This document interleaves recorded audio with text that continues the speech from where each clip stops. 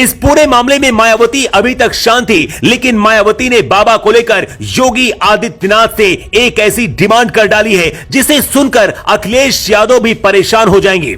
दरअसल नारायण हरि के साथ अखिलेश यादव की तस्वीरें इस वक्त सोशल मीडिया पर खूब वायरल हो रही हैं। मीडिया में जब अखिलेश यादव से पूछा गया कि बाबा पर कैसी कार्रवाई होनी चाहिए, इस पर अखिलेश यादव ने कहा कि यूपी में 2 बाबा हैं, किस पर कार्रवाई आप चाहते हैं। और यह कहकर अखिलेश यादव ने सवाल का जवाब नहीं दिया और टालकर चले गए। ऐसे भी आरोप लगते हैं कि अखिलेश यादव सरकार में बाबा को खूब रियायत मिली, यहां तक कि खुद अखिलेश यादव भी दरबार में जाकर जयकारे लगाते थे। लेकिन अब मायावती ने जाटो बाबा नारायण सरकार के खिलाफ योगी से डिमांड कर दी है।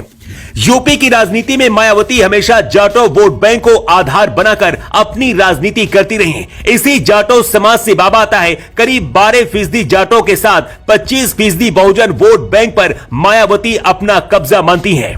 बहुजन समाज पार्टी के गठन के बाद से ही धार्मिक आडंबर और भेदभाव के खिलाफ मोर्चा खोला गया। इसीलिए भी जाटो समाज से निकलकर धर्म की पिच पर अपना अलग स्थान बनाने वाला सूरजपाल सिंह जाटो और भोले बाबा मायावती को बिल्कुल भी रास नहीं आया।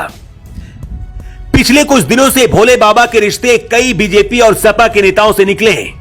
इससे मायावती समझ गई हैं कि पश्चिमी यूपी में हार की वजह उनकी पार्टी की राम अरोड़ा यही बाबा बन रहा है।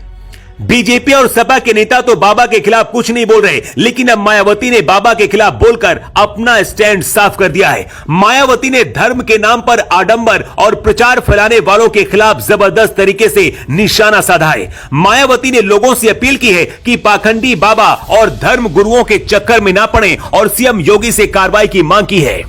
मायावती खुद पिछड़े और दलित समाज से आती हैं, इसलिए वो जानती हैं कि कैसे दलित समाज के साथ उनके ही जाति के लोग शोषण करते हैं। जो सूरजपाल कभी यूपी पुलिस का सिपाही था, जो सूरजपाल आम जनता की कभी नौकरी करता था, अब वही जनता का भगवान खुद को बता रहा है। लेकिन 5000 की सिपाही की नौकरी करने वाला बाबा कैसे यहां तक पहुंचा, अगले 1 मिनट में पूरी कहानी आपको समझाते हैं।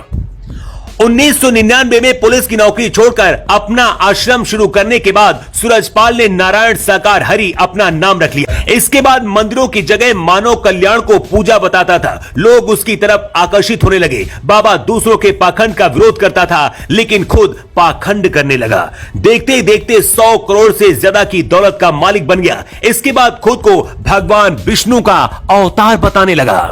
नारायण साईं पर अब महिला सेवादारों ने भी कई बड़े खुलासे किए हैं। सूत्रों के हवाले से खबर है कि बाबा के आश्रम की कई लड़कियों ने बाबा के खिलाफ बयान दिए हैं। लड़कियों के साथ क्या क्या आश्रम में बाबा करता था और क्या करवाता था, पूरी कहानी खुलकर सामने आ रही है। योगी की पुलिस ने अभी तक नारायण साकार को आरोपी नहीं बनाया, लेकिन बाबा के खिलाफ हर वो सबूत तलाश रही है जिससे अगर बाबा एक बार पकड़ा जाए तो बचने का कोई भी रास्ता उसके पास ना बचे। जो लोग कह रहे हैं कि बाबा का बुलडोजर शांत है, शांत नहीं है, बल्कि इंतजार कर रहा है, क्योंकि बाबा के खिलाफ जितने सबूत मिलेंगे उतनी ही गहरी सलाखों के अंदर जाएगा।